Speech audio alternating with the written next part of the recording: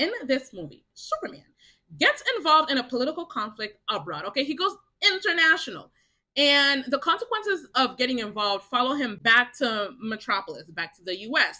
And the newspapers, the journalists and the public are performing an autopsy of his actions. Like, should Superman be getting involved when there's no supernatural being at play? Does him getting involved mean he is picking sides? Whose side is he on? And as this is happening, here comes Lex Luthor to take advantage of the situation and escalate the situation to try to get rid of Superman once and for all. As things escalate and fall apart for Superman, he needs the help of his reporter friends and his superhero friends to save the day in all types of ways.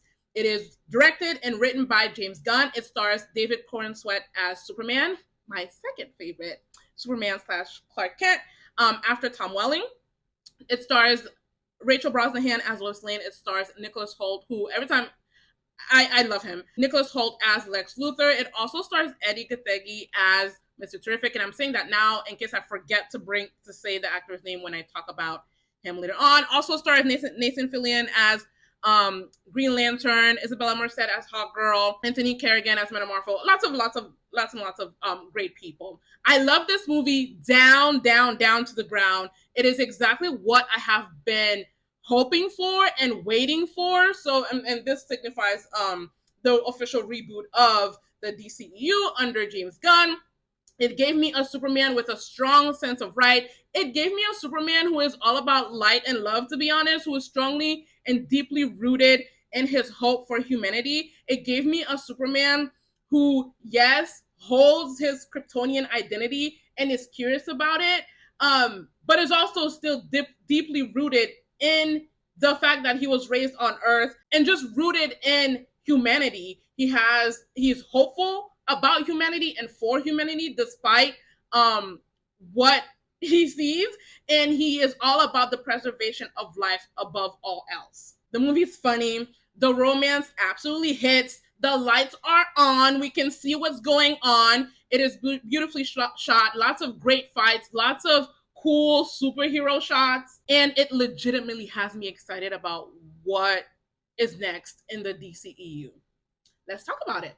So on the subject of the cool fights, every fight that Superman engages in tells you or shows you what he is all about and what his priorities are. Whether that's checking up on people who are in the surroundings of the fight. And by the way, when I was watching this the first time, I've seen it twice.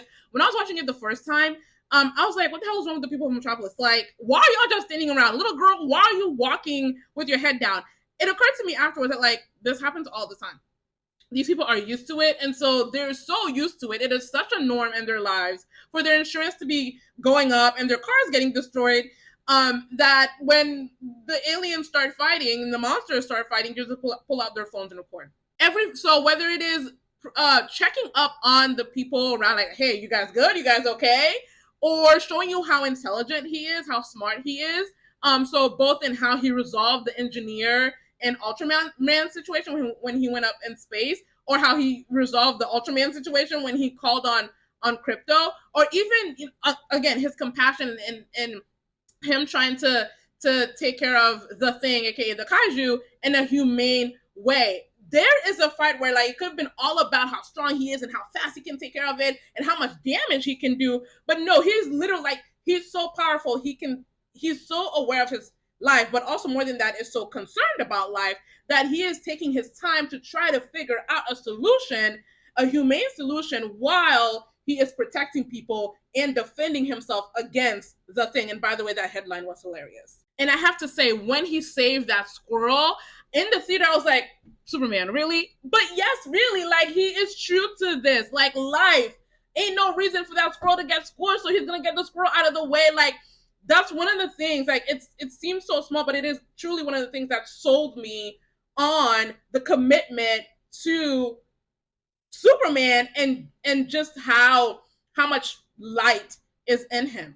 He belongs to no government, and he doesn't care about political interests when lives are at stake, when he sees that he can stop colonization. I think the scene where Lois interviews Superman. I know that is my favorite scene of the movie. It tells you so much about Clark. It tells you so much about Lois. It tells you what they bring out in each other. Of course, it displays Lois's like journalistic chops. So she keeps pushing him and is asking questions that people would want to know and what people are talking about. Like, he did not consult. Well, he did. He did not kowtow to the president of Boravia. He just went ahead and did what was right, blew up weapons. We know was donated by the U.S. Like, blew things up, caused millions of dollars in damage, if not more, and then pulled chocks and left. There's no possibility of Superman listening to the president of Boravia other than giving him like a courtesy, like just a courtesy alert, because there is no justification for Boravia's action. There is no justification for colonization. Now, it's a great scene for Clark. He looks so damn good. I will say though, there's the Jaramper issue. It's very simplistic. It is very two-dimensional. So what Superman is arguing, lives were at stake. It's actually very two-dimensional. It sounds impressive. It is, but because of how flat the Jaramporians are, they're very easy to root for. They're very sanitized victims. They are the perfect victim, because I wouldn't be me if I didn't talk about it. They are the perfect victims. They have literally no way of defending themselves. They are infantilized, these obviously brown people, and they can be a stand-in for anything. I hear what's going on and what's being said. I mean, pick your oppressed brown, black people who are faced with colonization from white people. Pick any group. They're infantilized. They bring sticks and shoes and bricks and cement to a tank fight, a missile fight, right? And I know some people, I hear, thank God I don't see this stuff firsthand, some people have been losing their minds about like, oh, what are you trying to say? That Boravia's in the wrong. Like, what are you trying to say? Imagine if James Gunn had given the Jarampurians a way to defend themselves. Because Superman has a line that says, a country's failures isn't an excuse to invade them, which is an interesting line. But Boravia is saying that they're going to like free the Jarampur. So I would imagine there's some kind of governmental power, some kind of militia. Imagine if they had some things. Maybe they couldn't match Boravia in power, but imagine if they had some way of causing damage to Boravia. Would, like, you know what I mean? Like, would that version of Jarampur be worth Superman's benevolence? I say yes, because they could have had weapons and like real weapons and means of defending themselves and still been less powerful than Boravia and still be at risk of being colonized. But instead, they are completely neutralized and completely at the mercy of Boravia, Lex, and Superman's benevolence. And thank goodness, Superman is a benevolent man. But I see it. I peep the fact that they were sanitized as the brown, helpless, oppressed people. I think a lot more people would be losing their shit, and probably a lot more headlines if the Jarampurs were shown to have some self-determination outside of Superman. But let's go on to part 2, because of course this is going to be multiple parts. And next I'm going to talk about the storyline about Superman's identity. I just got done talking about the infantilization and sanitization of the Jarampurians and how that surely helped Superman's message about preservation of life and like colonization go down easier for much in the audience. I think a lot more people would have been lost had the Jarampurians been shown as able to defend themselves, even a little bit with maybe a tank or two or some grenades. But that choice was made. I clock it. We'll see what happens over the rest of the franchise. But yeah, so yes, so the Jarampurians were two-dimensional just to sell Superman's message. It's fine. We still love the movie. So the other storyline was personally Superman's sense of identity. I think that was done very well. His sense of identity was completely shattered. I can imagine just how reassuring it was, and how much it built his self-esteem, and how much of a connection he felt to his birth parents and to Krypton, to think and to say that, like, I feel this need, like this drive, this destiny, this push to save humanity, to be humanity's savior, humanity's like protector. And oh my God, what a coincidence! My birth parents, also sent me to Earth to do the exact same thing. I bet it made him feel connected to his parents in a way that he never expected. The man literally meditated to their voice, to the sound of their voice, and to that message. And so when Lex reveals and Mr. Terrific confirms that that message is sinister, the loss of identity and the loss of purpose was heartbreaking. He built an image of his birth parents and thus himself based on that message, and then it shattered in front of the whole wide world. And yet, and still, while he's in that sad space wrestling, not quite wrestling about who he is yet, but just like what he always believed, he's still gotta push forward. He's still gotta find crypto. He still has to basically save people and make things better for people, even as he is burning up inside. I didn't really brush past the interview between Lois and Clark, but I will say that their chemistry is great. Love the romance. Like, they loved it. Completely on board. They have great chemistry. Love them very, very much.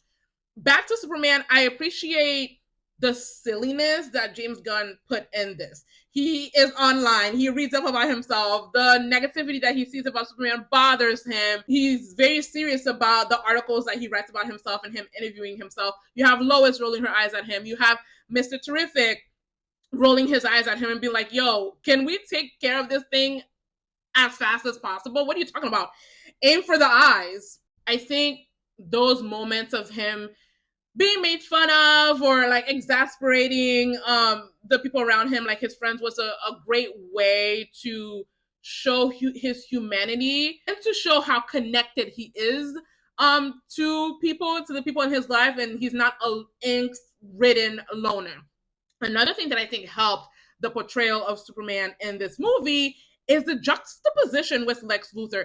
Lex was the god in this movie. He moved like a god. Everything was perfect. He had everything perfectly lined up. His science was damn near magical, even in a technologically advanced world. In 3 years, this man came up with how many moves to predict Superman's next move, and it was all going perfectly. He's got a clone, he's got pocket universes, he's got good henchmen who are loyal. Lex did not suffer an L, and even until the very end, and even when Superman escaped the pocket universe, he still had the next thing lined up. So I think Lex is not new to this. He's true to this, and just how competent Lex was, how prepared he was, got Superman's DNA, all in 3 years. The clone, like I said before, how competent he was and how perfect his execution was, I think helped to, it just helped to humanize and ground Superman, even as he is one of the most, if not the most, powerful person walking around. Nicholas Hoult is a dream in this role. Second favorite Lex Luthor. I can't let go of Michael Rosenbaum. I spent so much time with Smallville, and I still need to finish the last season, I think, or last 2 seasons. Michael Rosenbaum will be first, but love Nicholas Hoult. I can't wait to see more of him. The movie did such a good job of showing how evil Lex is through and through, in big and small ways. Obviously, the big ways, he's trying to take Superman out. He's running in a prison system in another universe, just human rights violations, but also in small ways, him knocking that damn pencil, cup of pencil over a second time, throwing a pencil at Eve, and arresting his ex-girlfriend. Mind you, that blog post she wrote about Lex probably said, I doubt she was exposing his secret, because otherwise she'd be dead. She probably was and to top it off, he's not even that good of a kisser, and boom, he arrested her. Big and small ways, he was unapologetically evil and very self-aware about how envious he is of Superman.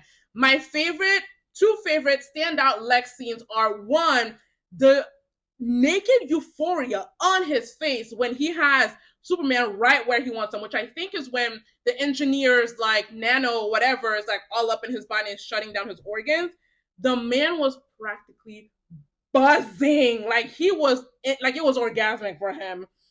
Second favorite Lex moment is when he lets loose the rage that he feels when he's screaming, what is it, L1 or whatever the code, 1A, 1A, 1A, 1A. Perfect. Also, him cloning Superman is so freaking creepy. Like him owning the person you hate the most. And Lex's ultimate dream is not to own or control Superman, it is to kill him. But the fact that he cloned him, he could have done anything with that DNA. He could have infused it in someone else.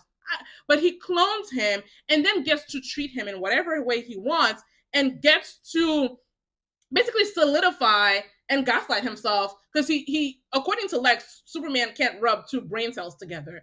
And so he creates this version that, of course, is not in control of his own faculties. It's just another layer of his evil, to have this, to own a version of Superman, mind, body, and soul. Great depiction of Lex Luthor. Now his bald ass is going to Belle Reve.